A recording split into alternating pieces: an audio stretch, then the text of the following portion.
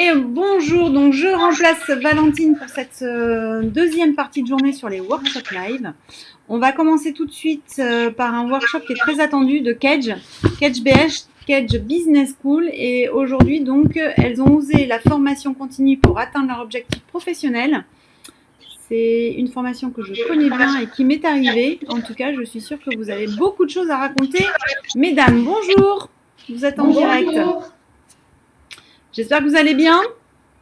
Très bien, ça va bien, merci. Donc aujourd'hui, vous souhaitiez justement partager un témoignage sur la formation continue et ce qui se passe un petit peu après, avec Johanna Riberio, qui du coup, on n'a pas eu l'occasion de la contacter. Donc je vous laisse en tout cas prendre la parole et voilà, présenter votre workshop. En tout cas, bon workshop, je vous retrouve par la suite. Si jamais il y a des questions, n'hésitez pas à les mettre dans les chats, mesdames, et sinon, n'hésitez pas à liker, mettre un petit pouce, en tout cas. Voilà, à très vite. Merci. Oui, donc bonjour à toutes et peut-être à tous, s'il y a des messieurs qui nous écoutent. Je suis Gwenaëlle Yarovet, chargée de communication dans la direction de Kedge Executive Education. Et je suis avec Julie Abidi, qui est diplômée de Kedge, du coup. Julie, est-ce que tu peux te présenter rapidement? Oui, donc Julie Abidi, effectivement, j'ai 29 ans, je suis mariée, j'ai 2 enfants pour le contexte un peu personnel. Sur le plan professionnel, ça fait maintenant 1 an que je suis en reconversion pro, donc en reprise d'études à Kedge. Je suis diplômée donc du programme ARH que j'ai passé de 2020 à 2021 et je suis actuellement engagée sur le programme Grande École de Kedge en visée Master 2. Très bien.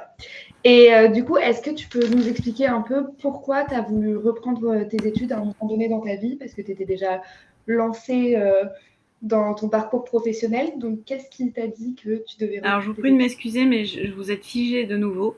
Donc, du coup, il faut que je relance un petit peu le live. Je suis vraiment désolée. Du coup, c'est vraiment les problèmes de la technique. Ah, ça y est, vous êtes plus figé. C'est bon? Ah, mais peut-être que vous bougiez pas, en fait. Allez-y. Un petit peu, mais... un petit peu, légèrement. Mais... C'est reparti, c'est à vous. Ouais. Ouais, ok. Bon. Du coup, Julie, vas-y, raconte-nous. Alors, en fait, j'ai un parcours un petit peu atypique parce que j'ai arrêté les études après le lycée. Je me suis tout de suite insérée dans la vie active parce que j'avais pas forcément la maturité professionnelle de savoir ce que j'avais envie de faire de ma vie à ce moment-là. Et donc, du coup, j'ai eu une grande richesse terrain, on va dire, professionnel.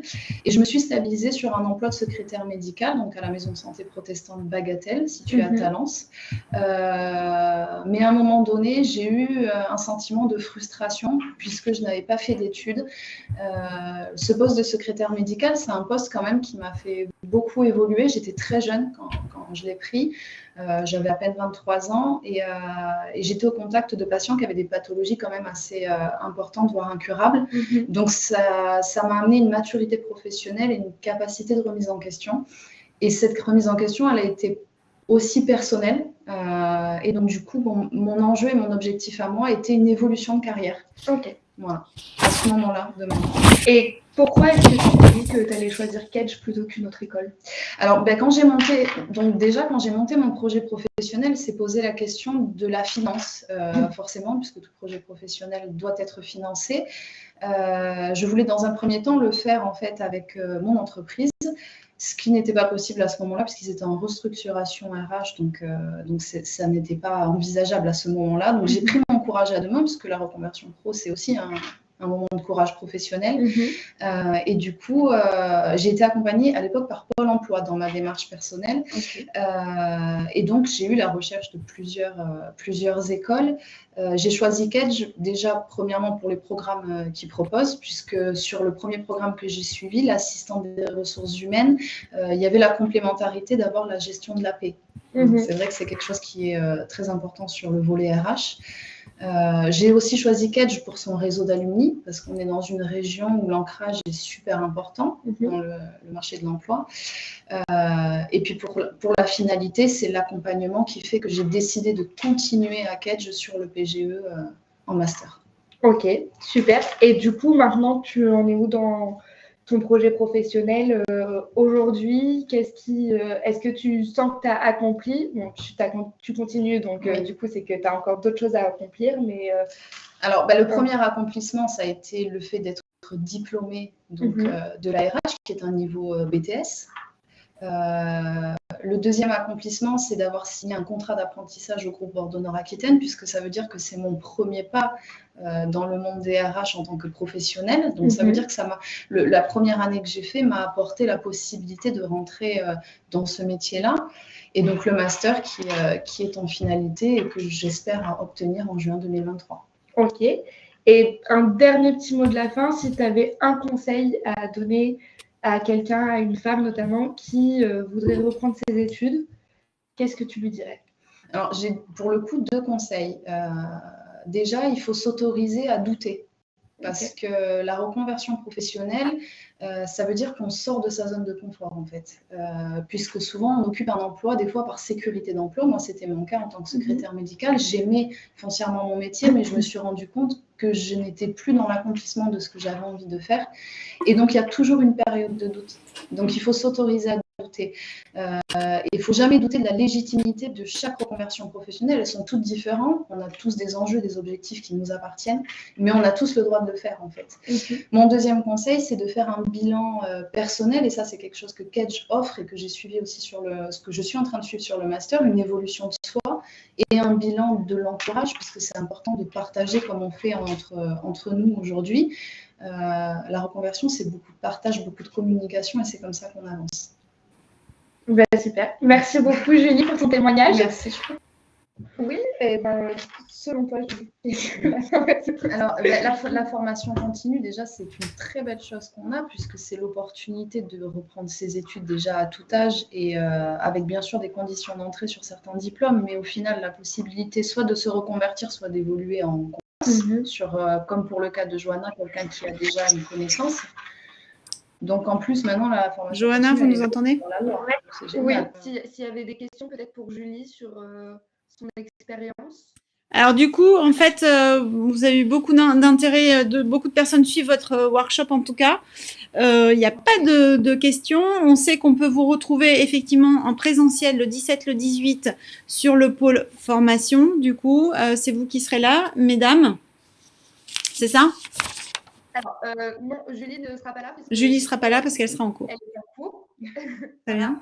Moi, je passerai sur le stand. Je n'y serai pas tout le temps, mais je serai présente à certains moments. Et il y aura nos conseillers qui seront là également pour répondre à toutes les questions des visiteuses.